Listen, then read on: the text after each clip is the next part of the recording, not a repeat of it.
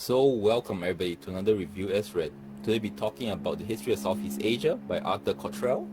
Now this book is about the history of the whole of Southeast Asia, which includes Myanmar, or rather Burma, Brunei, Malaysia, Thailand, Vietnam, Singapore, Indonesia, Laos, and Cambodia, from prehistory to modern times.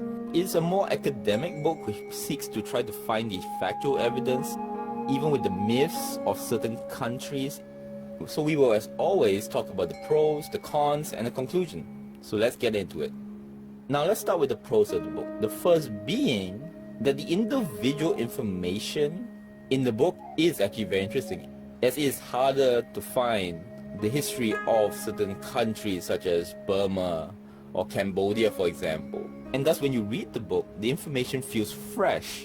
To give you an example, I found it extremely interesting to find that most of the people from Southeast Asia actually came from the southern delta of China. Also, facts such as history doesn't change.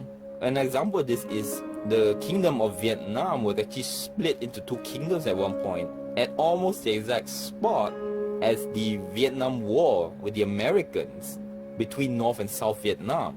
And another point being that much of Southeast Asia's history and the failing of government is really one of corruption, especially in the modern age. Also, the book is more academic.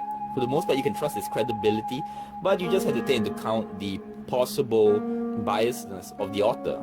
Another pro of the book is that Arthur Corterell writes the book in a language which reads more like a book that was geared toward the general public than just an academic crowd. And that's a pro because it makes the book read a lot easier and less dry than, for example, when I read the book written about Alexander the Great by my professor.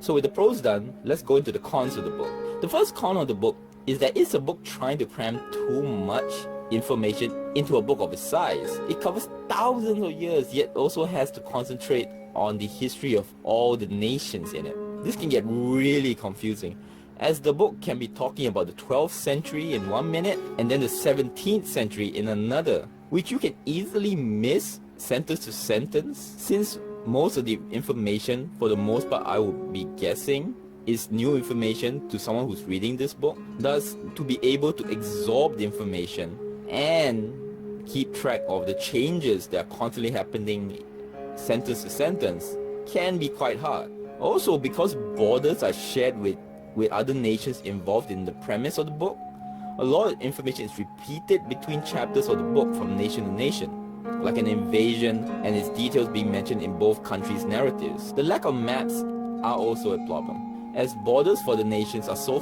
fluid that for example, what is Thailand in one century is not in the following century. Now, in all fairness, it is mostly mentioned in text, but unless one is a geographical genius of Southeast Asia, it can be hard to visualize and thus understand the history more. And lastly, the info is so vast and new to most like me that one starts to glaze over names of kings, ideas and such, just out of the fact that it seems impossible to remember everything, even if you want to. And like I said, the above issues about how the information is written doesn't help the situation. Thus, in conclusion, this book is just not a good read. The information is nice and has credibility, as you can see from its bibliography. The book also fits too much in too little pages. One almost feels that a lot of good information is lost, as something had to have been cut to fit a page limit. So that is the history of Southeast Asia. It is a hard pass for me. So thank you very much.